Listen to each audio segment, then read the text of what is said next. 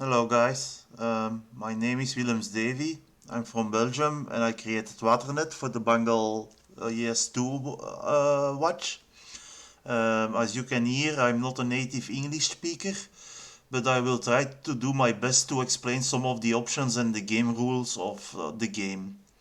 So on the title screen, there is some options where you can view the input tricks, but basically I changed. Well, if you touch on the upper side of the screen, it will go up, and if you touch on the bottom side of the screen, it will go down. On the right, it will go right, and on the left, it will go left. And in the middle, if you touch there, it's basically as saying confirm or doing an action. So if you go to the options and you enable the input rects, you can see these rectangles. So if I press here, it's going up. If I press here, it's going down. If I press in the middle, it's like an action, so like selecting. And these are to to simulate directional input. Also, there are options for the widgets to turn them off, but you need to restart the game in order for it to work. So let me do that first. It will be easier to show you. Let me upload the game again.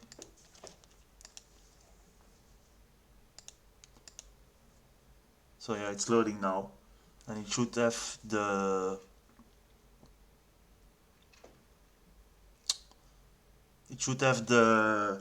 um, no, did I upload it? Let me check.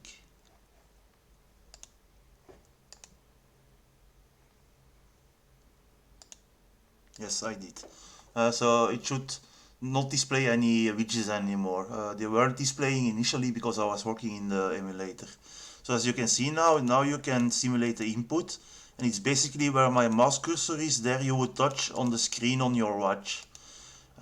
So let's go over the different games styles. So when you select start, you can choose between rotate, slide, and row slit. Basically, these are three game modes, and I'll start with the rotate mode. So let's select rotate mode.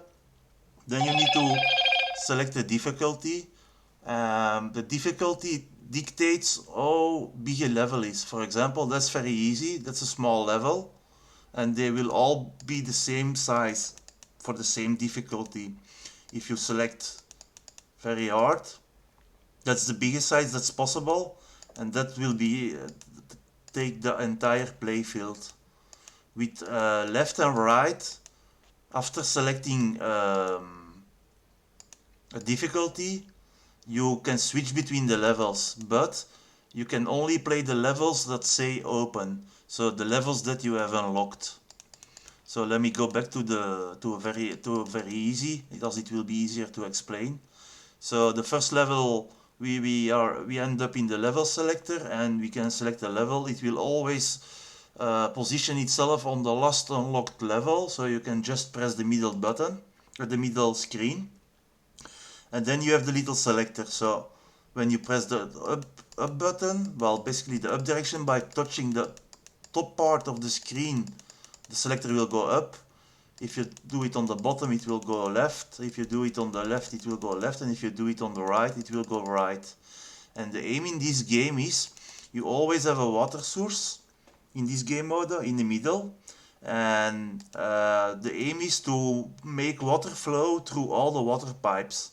So basically, in rotate mode, when you are over a tile with the selector and you touch in the middle of the screen, it will rotate 90 degrees the tile, the water pipe, where the selector is on. So by doing this on all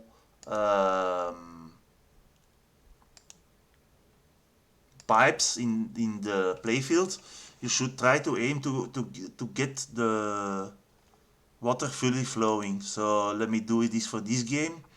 So I know a trick, but I won't show it. So let me try to solve it. So basically I select with the selector a tile and then I start solving the level. And as you can see, there is no water yet, but if I connect the pipe here to the water source, the water will flow through it. So it would seem, and the aim is to get it everywhere. It updates itself automatically whenever you switch a tile. I mean when you rotate a water pipe. And you can keep doing this by selecting a tile and rotating the individual tiles, well, the individual pipes, to form a completely filled water network. So basically I'm almost finished now. If I rotate this one more time, it will be finished, and that's what you need to do in rotate mode. When a level is done, you can touch the middle of the screen and it will unlock level 2. So basically you're now in the second level. If you go back by pressing the button, or I cannot simulate this, but you can also, or keeping the middle, touching the middle for a long time, it will go back to the menus. So now if I select very easy, you will see it will have selected level 2. You can always replay an earlier level by going back to, by using the left and right and selecting the level you want to play. So that's back the initial level. If I go back, I mean the level selector, and I can select the levels. So as said, you can only play the open levels. So that's basically the rotate mode. The slide mode is different. As you can see in slide mode, there are little arrows on the side. Now, when you play this game, you cannot rotate when you have when your selector is on a water pipe. You cannot rotate it. However, you can go with the selector on one of the arrows on the sides, and it will move the complete row or complete column in that direction. And the aim is again to fill the to make the playfield full, to make the water network fully filled. This game mode is really hard. I'm not able to easily solve one of the levels myself, but basically you need to keep moving the tiles, so the water pipes, by using the arrows on the side. So if I press this arrow, it will go, the complete row will go to the right by one water pipe. And if you keep repeating that, you see the same patterns reappear. Basically this tile will come here, the other tile will go, they all shift by one. And the aim is again to get a complete fully filled water network. But this is a really hard mode. The slide mode is probably the most difficult mode. Yeah, it's basically the same thing. So let me go back and explain the row slit mode. So row slit is a combination of rotate mode and the slide mode.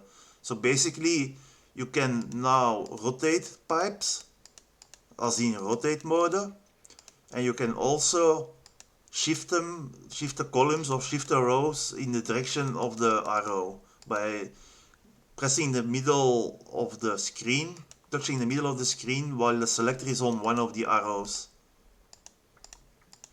So let me see if I can solve this one. So basically I try to solve it now. I usually stick to rotating, but it won't always work. So this won't work. Let me move it all to the side. Yes. So you can do the combination of rotating and sliding. This won't work, so probably need to shift them downwards. And then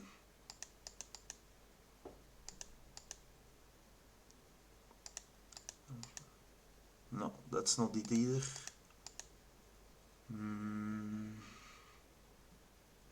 It's not easier. The simplest mode is rotate mode. But that's very easy, I think. I solved it. So that are the 3 game modes. If you go back to the main menu by pressing the button or keeping the middle screen touched for a long time, you can always see the help, the instructions in mini screens. So basically here it shows you that that's the water source. It has a different shape than the normal pipes. These are the unfilled water pipes and these are the filled water pipes. And the aim is to get a fully filled water network, so all water pipes are filled. And you can do this by selecting, as said earlier, with the cursor standing on a pipe and then touching the middle of the screen. And basically it explains this for every game mode, so you can always look up the rules here again. But this video will probably help a bit more. Let me see if there is anything to say about the options. Yeah, so basically the bus option, you can change the options by selecting first option with the arrow on the side by pressing the upper or the up on the screen or down on the screen, so the upper part or the lower part, and then in the middle of the screen you can change the option. Bus is for enabling the bus or not. I think it helps when to know when the touching register. The input rect is to show the rectangles where you need to press for the directional movement. And the teaming on, if you turn it off, it uses the default of black and white, as the game was initially black and white. But if you leave teaming on, it will use the team settings of your watch, even if you changed it to blue, red or green and are not using black and white. And the widgets on off option only activates when restarting the game. And basically it's to allow drawing the widgets or not. And that's basically it. Then there's a little credit screen that shows my name and my nickname, and that's basically it. If it's still not clear, let me know, I'll try to explain it. But that's basically how you play Waternet on any platform, but more specifically on the Bangle ES2 watch. Have a nice day and see you later.